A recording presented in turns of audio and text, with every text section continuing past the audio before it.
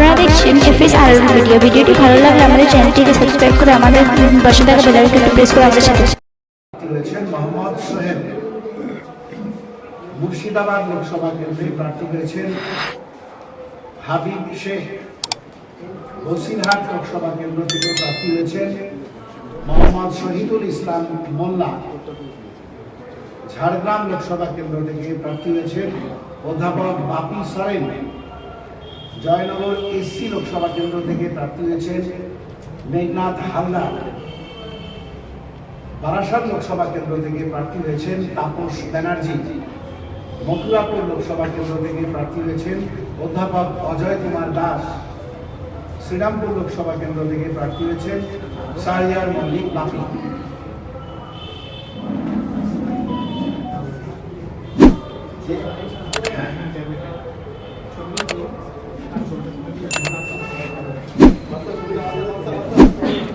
আরে দাদা বসুন, পরে নেবেন তো, আপনি ক্যামেরার সামনে উঠে দাঁড়ান।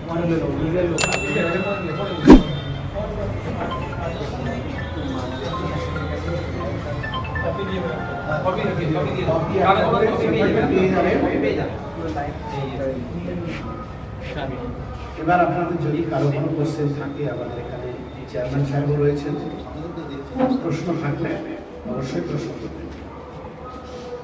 ভোটের অবস্থা কি আছে এখন? দেখুন, আলোচনা তো আমরা বলেছিলাম, গতকালও বলেছিলাম যে শেষ মুহূর্ত পর্যন্ত আমাদের যেহেতু মূল প্রতিদ্বন্দ্বী আমরা মনে করি, কে কি মনে করে সেটা তাদের নিজস্ব ব্যাপার, কিন্তু আমরা মনে করি যে বিজেপি এবং তৃণমূল কংগ্রেস এই দুই শক্তিকে পরাস্ত করতে হবে। সেক্ষেত্রে আমরা উপলব্ধি করেছি আমাদের সঙ্গে যারা জোট সঙ্গী হতে চায় বা হতে চাইছে তারাও উপলব্ধি করেছে, তাই আলোচনা চলছিল। এই আলোচনা গতকাল পর্যন্ত চলেছে, আজকেও অনেকে টেলিফোনিক আলোচনা করেছেন। আমরা গতকাল বলেছিলাম যে একেবারে প্রার্থী ঘোষণার পূর্ব মুহূর্ত পর্যন্ত আমরা জোটের জন্য অপেক্ষা করব। আজকে এমনকি আপনারা এই প্রার্থী তালিকা থেকে বুঝতে পারছেন আমরা জোটের দিকেই ইঙ্গিত রেখেছি। যাদবপুর কেন্দ্র, জানেন এর আগে আমাদের প্রার্থী তালিকায় যাদবপুর কেন্দ্রের নাম ছিল। যাদবপুর কেন্দ্র আমাদের জন্য কিন্তু খুব সেন্সিটিভ, কারণ যাদবপুরের মধ্যে ভাঙড় বিধানসভা পড়ে। আমাদের জন্য এটা খুব সদর্থক সিট, সদর্থক আসন। এছাড়াও যাদবপুরে যে বিধানসভাগুলো রয়েছে, বারুইপুর, পূর্ব পশ্চিম, সোনারপুর, উত্তর দক্ষিণ, টালিগঞ্জ, এইগুলোতে আমাদের সাংগঠনিক শক্তি যথেষ্ট রয়েছে।